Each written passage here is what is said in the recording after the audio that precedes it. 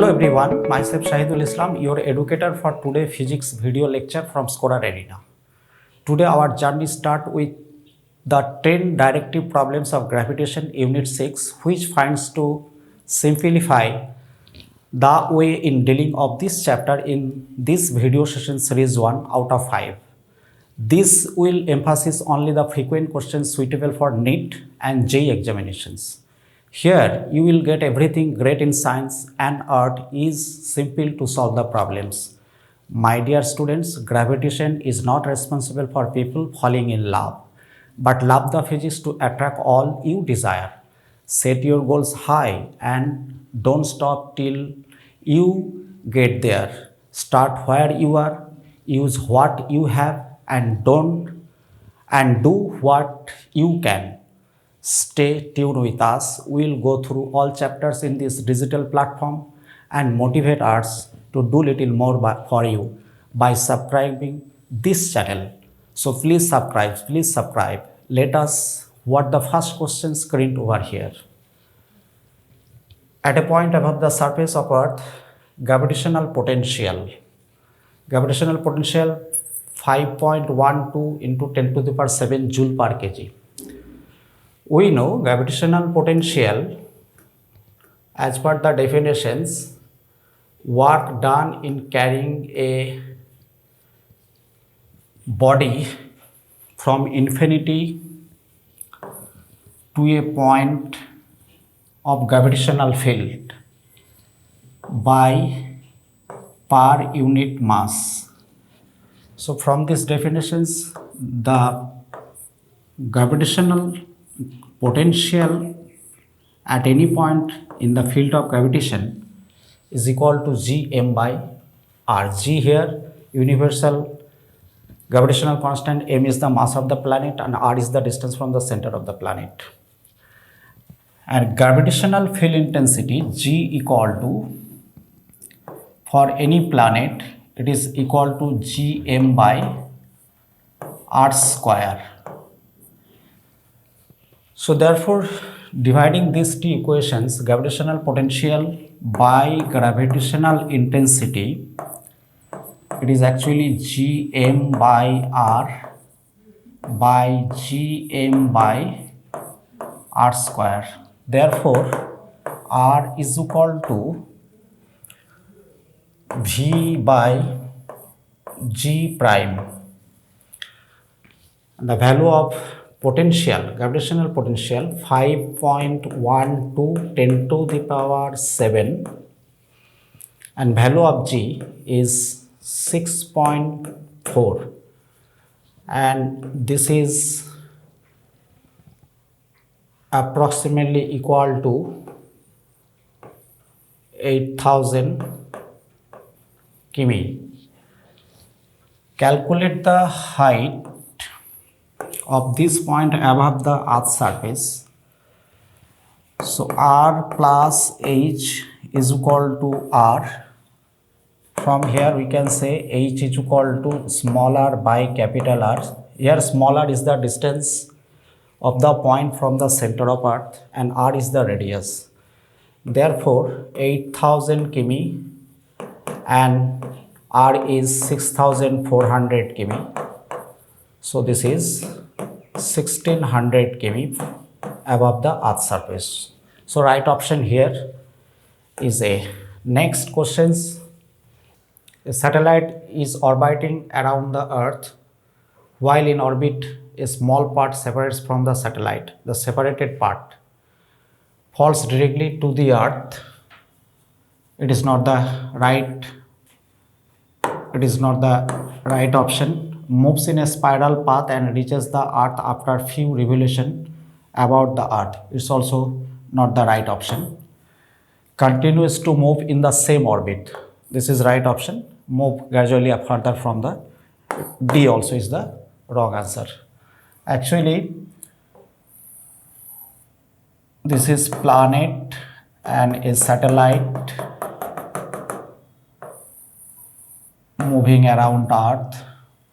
When some part or anything, any object separates from this satellite, and satellite is moving with an orbital velocity around this planet. So any object separated from here,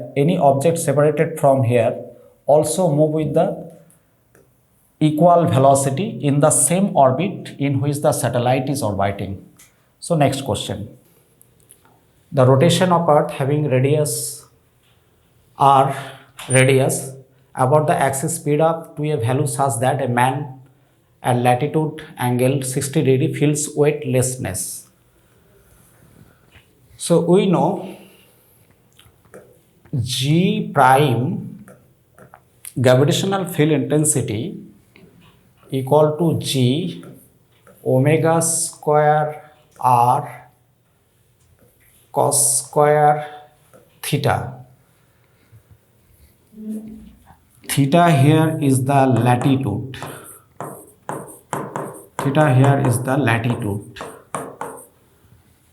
And this is given 60 degree. By the questions, weightlessness means, let us say this is equator. At this point a body is placed on the surface and this angle is 60 degree and effective gravitational intensity is G prime, and this G prime is equal to G minus omega square r cos square theta. If this body feels weightlessness, so therefore we can say G prime equal to 0. And simply G minus omega square r cos square 60 degree equal to 0. So G, it is actual angular speed of the earth. Omega naught is the actual angular speed of the earth. If the angular speed of the earth goes on increasing at a particular value of angular speed, the effective intensity on the earth's surface becomes 0. And from this, G minus omega square r cos square 60 degree. So G minus omega square r by 4, and it is 0. So omega square r is equal to 4G. So omega square is equal to 4G by r. Therefore, omega is equal to 2 root over G by r. So this is the new angular speed of the earth rotation, so that the body placed on it experiences weightlessness. Weightlessness means the effective gravitational intensity is 0. Therefore we have to find out here, it is the new, you have to find out here the time period, and this is the new angular speed. So T is equal to twice pi by omega. Therefore the answer is, right option is B. So next questions of this session, move forward. What should be the period of rotation of Earth so as to make any object on the equator weight half of its present value? It is more or less the same type of question. What is the question asked just before this? Again the question is based on the angular speed. For that, the weight of a body at equator becomes half. So G prime is equal to G minus omega square r cos square theta. By question we can say Z prime becomes G by 2, that is weight of the body becomes half. So putting this in G by 2, it is G omega square r cos square 0, equator latitude is 0, so therefore value of theta is 0, and this is omega square r equal to g by 2. So omega equal to, again we can say g by 2r, but we have to find out the time period of the rotation of earth. Time period t is equal to twice pi by omega, and the value twice pi root over 2r by g. So it is impossible that here to calculate this value in the examination hall.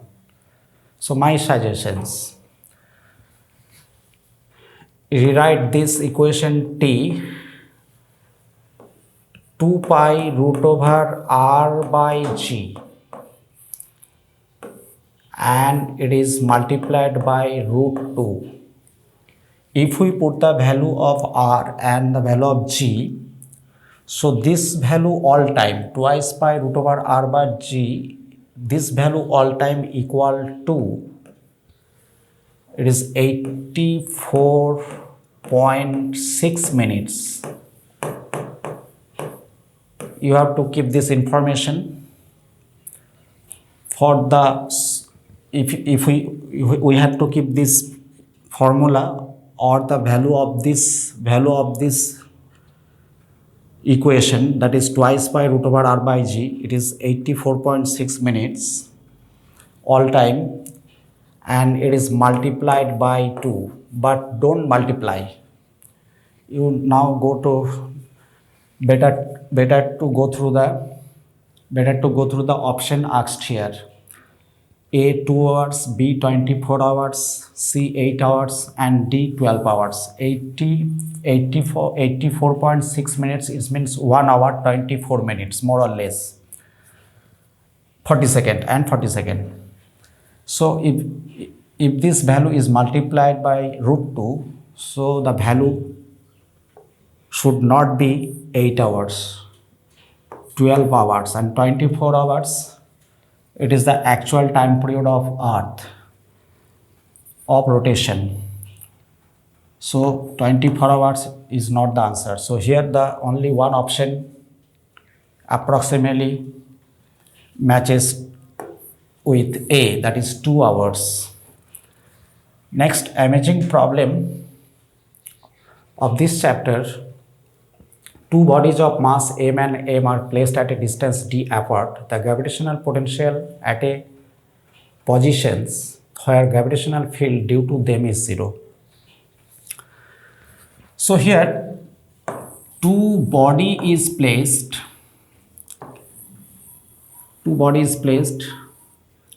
one body is small m, another body is capital M, separated by a distance d.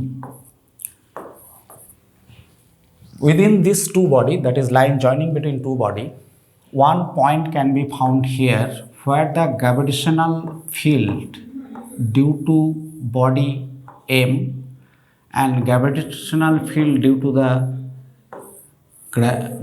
body M2.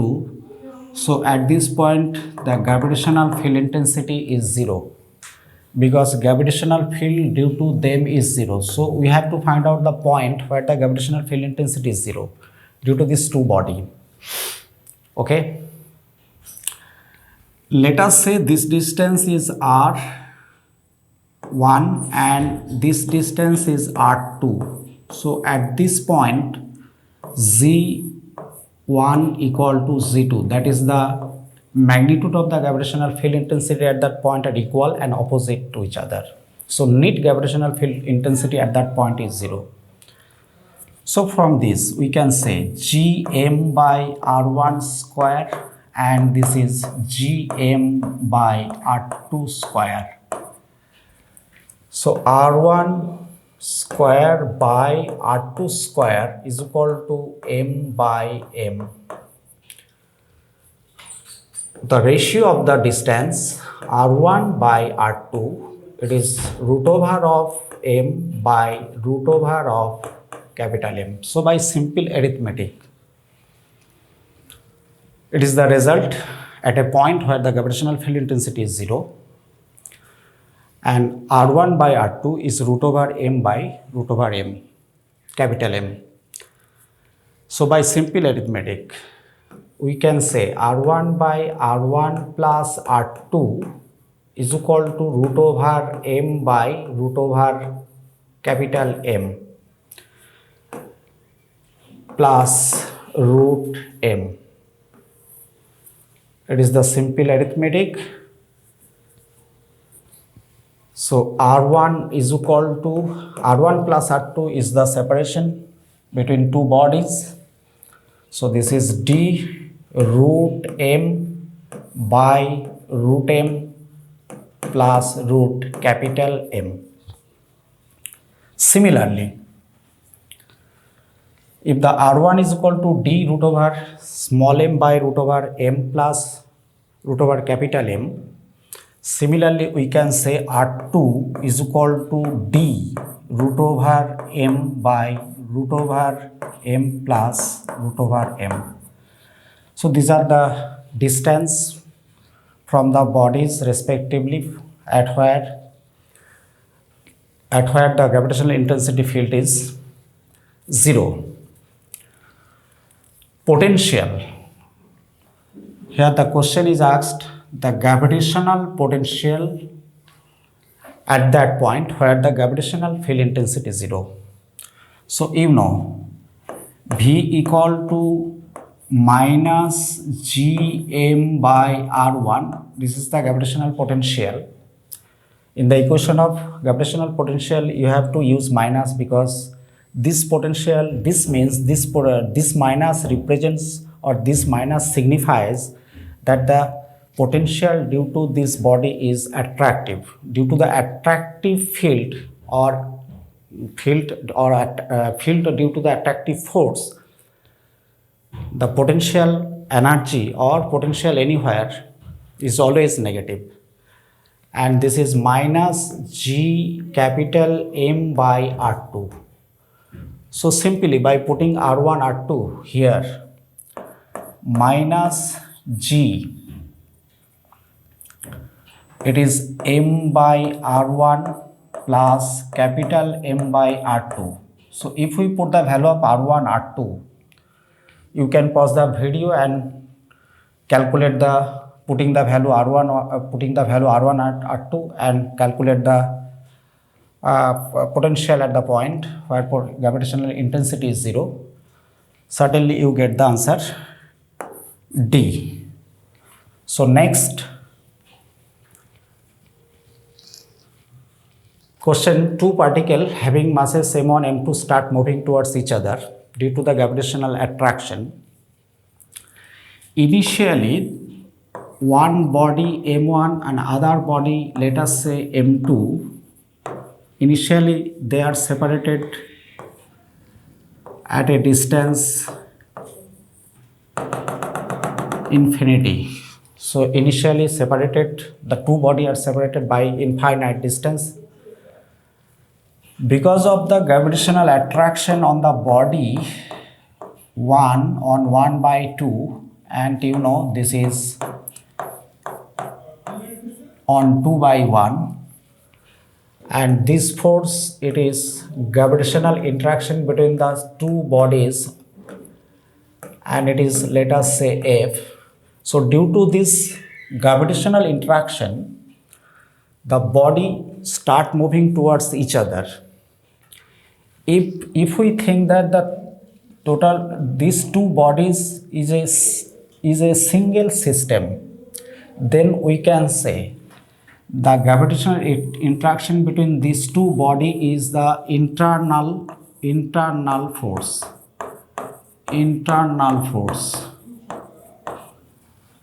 Because of this internal force, the body approaching to each other, since there is no external force applied on this body, so the total momentum, conservation of momentum is applied here, and By the principle of conservation of momentum, we can say for this two body system, it is actually kinetic energy is equal to half m1 m2 by m1 plus m2 into v square. That is half into reduced mass into v square, half into reduced mass into relative velocity square. When there is no external force applied on the system of two bodies, by the principle of conservation of momentum, taking the center of mass as a reference frame, the kinetic energy of these two body, that is total kinetic energy of these two body, always half into reduced mass into relative velocity square. Let us say the velocity of this body is v1 and the velocity of this body is v2, then relative velocity v is equal to v1 plus v2. And this kinetic energy comes from the gravitational potential energy. You know, when two body at separation r coming from infinity, and the velocity of this body is v1, let us say, and the velocity of this body is v2, let us say. So relative velocity v1 plus v2 and the kinetic energy half m1 m2 by m1 plus m2 into v square, that is relative velocity square, equal to potential energy equal to g m1 m2 by infinity, that is initial kinetic energy, initial potential energy, minus g m1 m2 by r. Because relative velocity of approach when they are interacting gravitationally at a separation r. So half mv square, half m1 m2 m1 plus m2 into v square equal to, we can say, g m1 m2 by r. So v square equal to 2g m1 plus m2 by r. So here the right option is B. Next, golden questions from the gravitation. You know, a body falls freely towards the earth from a height 2r above the surface of the earth where initially it was at rest. So one body is released from a height 2r. Before this,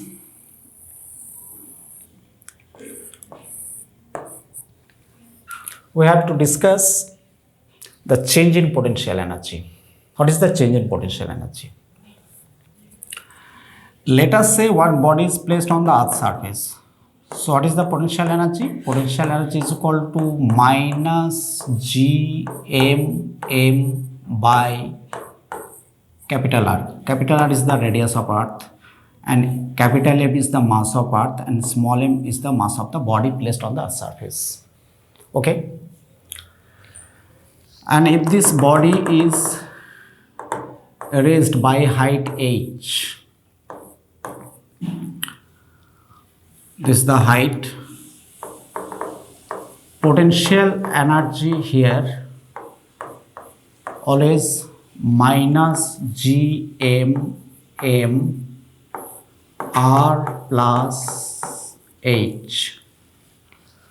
This is the potential energy at a height above the Earth's surface. So change in potential energy. One body is raised by height h. So change in potential energy Gmm 1 by r minus 1 by r plus h. So del EP is equal to Gmm, this is h by r into r plus h. This can be written as, Gm by r square, and it is hr by r plus h into m. And the gravitational field intensity on the Earth's surface, it is actually G capital M by r square, and this value is equal to, it is mg, and this is hr by h plus r. So therefore, this formula, advanced formula, that is change in potential energy above the Earth's surface if the body is raised by height h. So this formula can be rearranged 1 by h by 1 by r. So this is very important advanced formula for the competitive exam. You just apply this formula directly. So don't do this job what I have done here. It is not necessary. Just you have to keep this formula. Change in potential energy equal to all time. Change in potential energy is equal to all time. It is mg by 1 by h plus 1 by h plus 1 by r. This is the change in potential energy above the Earth's surface when body is raised by height h. You have to use this formula directly. Here a body is dropped from the height h. From the height is h, here height given is 2r. So we can say the kinetic energy of the body just before striking the ground, that is the Earth's surface, it is equal to half mv square, and this kinetic energy comes from the potential energy. Here the body raised by height h and the change of potential energy is equal to mg 1 by h plus 1 by r. When this body returns back to the Earth's surface, so the kinetic energy comes from this change in potential energy. So half mv square equal to mg 1 by h plus 1 by r. If we put this value,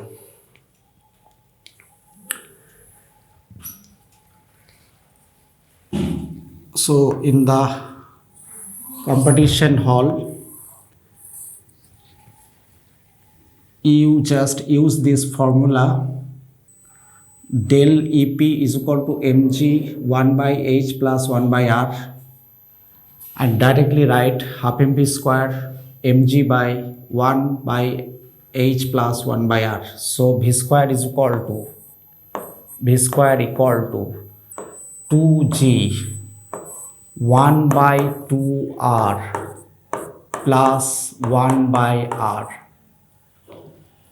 So therefore it is 2gr and it is 1 plus 2. It is 4 actually, multiplying by 2. So this becomes 4 by 3gr. So the right option here, directly you can say A. Next, the ratio of time period of simple pendulum of length L naught. So T naught, it is twice pi root over L naught by G. Here L naught is the effective length of the pendulum and G is the gravitational field intensity on the earth's surface, and time period is T naught. Okay. But when the length of the simple pendulum is very large with respect to the radius of earth, definitely with respect to the radius of earth, so the formula for the time period of a simple pendulum is all time, it is, you just use this formula, root over 1 by G 1 by L plus 1 by R. Here the length of the simple pendulum is very large compared to the radius of earth, and you have to use this formula, T is equal to twice by root over 1 by G 1 by L plus 1 by R. Not necessary to deduce this formula.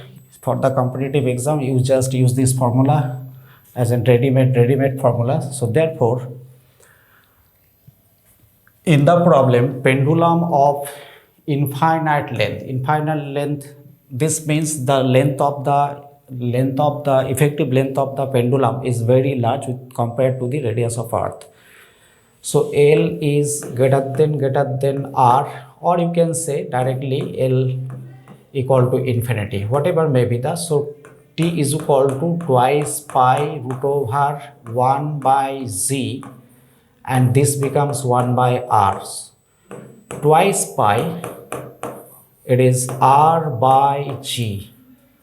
So time period of a simple pendulum of infinite length, it is all time, T is equal to twice pi root over I by G. This is the maximum time period of a simple pendulum on the earth's surface, where G is the gravitational field intensity on the earth's surface and R is the radius of earth. Here R is the radius of earth. This is the maximum time period of a simple pendulum on the earth's surface, and this value all time, it is 84.6 minutes. If we put the value of R and the value of G, so this becomes 84.6 minutes. So here, if we compare ratio of time period of simple pendulum, T naught by T, so root over of L naught by R, right option matches with the B. A, D, C are not the correct option. Let us move. The radius of a planet is R. A satellite revolves around it in a circle of radius R with angular speed omega. The acceleration due to gravity on planet's surface will be, let us say this is a planet of mass m and satellite revolving around this planet with an angular speed omega, and the gravitational force act as a centripetal force, gravitational force between the planet and the satellite Fc, that will act as a central force, provide the necessary centripetal force for the rotation of the, for the revolution of the satellite. So if the orbital radius of the satellite is smaller, then we can say m omega square r is the centripetal force that will be provided by the gravitational force or gravitational interaction between the planet and satellite, and this is actually Gmm by r square. So omega square r q equal to Gm. G is the, capital G is the universal gravitational constant and m is the mass of the planet. And on the surface of planet, we know gravitational field intensity G is equal to Gm by r square. R is the radius of the planet, and the value of Gm, already deduced omega square r to the power q by r square. So problem is very simple problem. You have to just consider the centripetal force provided by the gravitational force, and centripetal force, you know, if the angular speed of the satellite revolving around the planet is omega, then m omega square r is equal to simply g equal to g capital M small m by r square, and the value of gm is equal to omega square r cube. So therefore g is equal to this. So right option is C. Next problem. Imagine a light planet revolving around a very massive star in a circular orbit of radius r. So here a massive star of mass m and a planet is revolving around it with orbital radius capital R. The attraction between planet and star is proportional to r to the power minus 5 by 2. So this is not as per the universal law of gravitation. It is actually, in this problem, the gravitational interaction between the star and planet, it is Fc proportional to r to the power minus 5 by 2, where r is the orbital radius of the planet. And this force Fc equal to k r to the power minus 5 by 2, and this will provide the necessary centripetal force for the planet revolving around the star. So m omega square r is the centripetal force if the omega is the angular speed of the planet. So this comes from k r to the power minus 5 by 2. So m omega square is equal to k r to the power minus 7 by 2 by simple calculation.